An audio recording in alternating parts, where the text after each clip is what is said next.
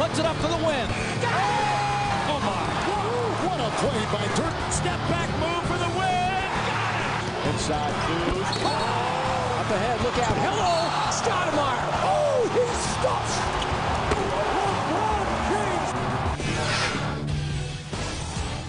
Yes, it's time to talk free agents, and those were some of the nastiest dunks you will ever see, all from this past year. I'm personally still buzzing over the LeBron James rack job on James Johnson. That brought me out of my seat at home. Well, welcome back, everybody. It's Bones, it's Smitty, it's Kamla, it's DA, and it is time to talk free agency. Let's show you right now. These are 10 huge names that are going to be on the open market starting July 1st. You've heard of that first guy, and you've heard of that second guy. You've heard of all these guys.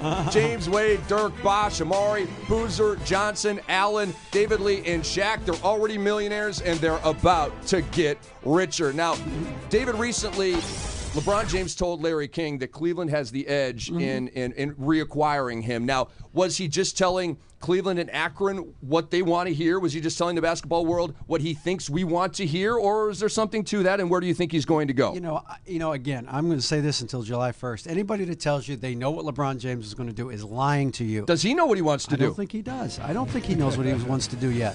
I think he's going to look at a lot of different factors. Obviously, winning is important, but I think, lifestyle is important, city is important. All of those things are important.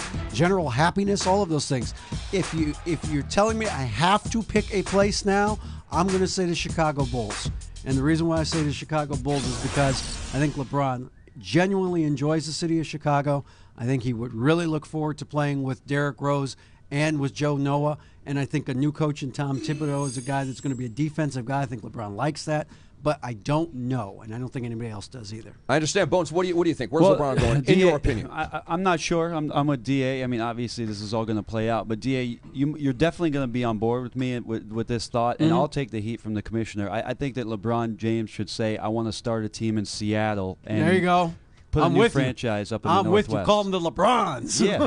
Just let's get it over with. Call them the LeBrons. I'm with you on that, Bones. Yeah, I love your continued love for Seattle. I really do, man. You continue to adapt that great city. Love and the Emerald. It's unfortunate that they're out, but they're out. And we move on. Smitty, where do you think LeBron's going? Well, I think Chicago. I think everything points to Chicago. And like D.A. said, we don't know, and this is LeBron's decision. But you have to guess. I think everything is in place as far as the city, the lifestyle, and also you have a great point guard, Young, and also Noah, a great center. So for me, I would think everything points to Chicago. I agree, and Knick fans are out there like going, I didn't hear my team once, except Kamla just trying to get it out there. I don't know. Chicago seems like a real good fit to me. What the hell do I know? I do want to ask you this, Smitty, because a lot of the talk is, LeBron is going to go somewhere with somebody else. So of those free agents, the big names that we just saw, what's the best fit for LeBron? What's the most realistic fit for LeBron? But I think it also comes down to winning, and then that's what you call a sacrifice. And if you have to sacrifice to take some of these guys, somebody has to take less money. But let's look at the situation where if it's LeBron, James, and Joe Johnson, I think they fit well.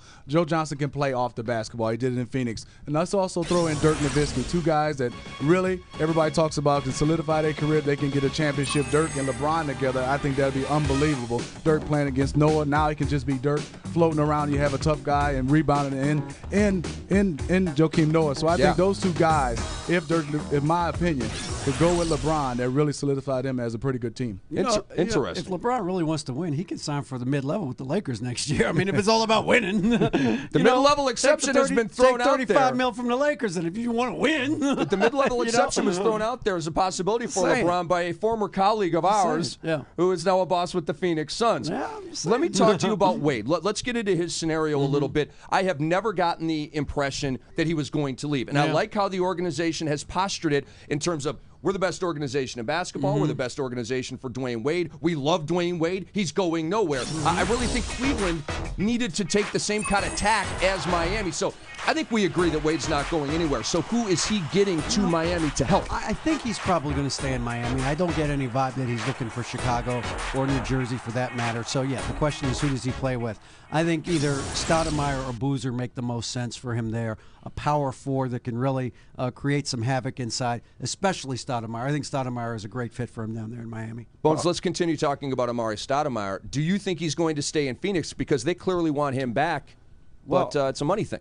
I don't know if going on your Twitter account and asking your fans if you should go to another team is the best way to take this, best course of action for Amari. But I'll tell you what, if I got a guy who's bringing me chocolates and the best of steak dinners and Steve Nash and setting the table for me, I'm not leaving. Right. I'm not going anywhere. I have a deal in place that keeps me very comfortable, keeps me in Phoenix, and keeps me playing with the best setup man in the league. So I don't think that Amari Stoudemire's issue should be as pressing as a guy like Chris Bosh or even Carlos Boozer during this summer and this process. I don't know why you'd want to leave that opportunity. Right. Smitty, I want to ask you about the New York Knicks.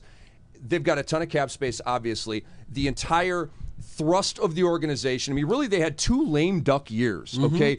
Gearing up, trading Jamal Crawford, trading Zach Randolph, really just eschewing competitiveness for the sake of all this cap space. Here they are, baby. A couple of weeks, they get to spend all this cash. How do you see them doing it? Who do you think is going to maybe want to go to New York? Well, because of the cash. I think a lot of people want to go to New York, but I think what they did is they put everything in LeBron James. It's like LeBron James or bust. Unfortunately, if LeBron James doesn't sign with the New York Knicks, I feel bad for the players who sign for Knicks because it'd be so much pressure to have to play after saying, hey, I can come after LeBron James and be LeBron James. And who can be LeBron James to New York Knicks? So for me, it's a bust if they don't get LeBron James. DA, quickly before we go to break, the Dirk Nowitzki situation. I mean, there are probably people out there who have just been clocking the playoffs saying, Dirk's a free agent? What's going on? I didn't think he was leaving Dallas. So just give him a quick little update on that. Well, I mean, he's indicated he's going to opt out of his contract, the final year of his contract, which will make him an unrestricted free agent. Now, a lot of people believe that the only reason that this is being done is really kind of a bookkeeping thing, that he can, because he's been with Dallas his whole career, get a no-trade clause in his contract, and that's very important. I think Kobe Bryant's the only guy in the league right now that has a no-trade clause in his contract. So by opting out and getting a new contract, he can do that. He can also save the Mavericks money on the salary cap by starting a new deal over, but get more money overall in a new deal. So there's a lot of machinations going there. But again, I told you, somebody told me last week that Dallas is worried. And I guess they should be. Anytime a guy becomes a free agent, somebody can throw money at him and get his interest. Now, here's the bottom line. Last year, the same situation with Jason Kidd. He could have gone anywhere. Yeah. He went back to Dallas. They're hoping the same thing happens this summer with Dirk Nowitzki.